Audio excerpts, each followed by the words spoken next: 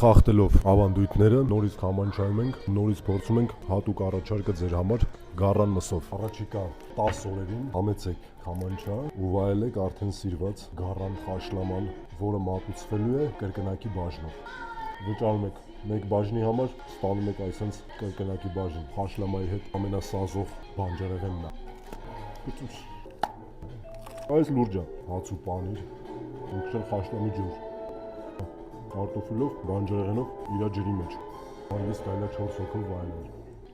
Այս ամեն ինչը վայելում ենք իհարկե հնեցված թթի արաղով, կայթակղիչ տեսք ունի, համը վստահ եմ ավելի լավն է։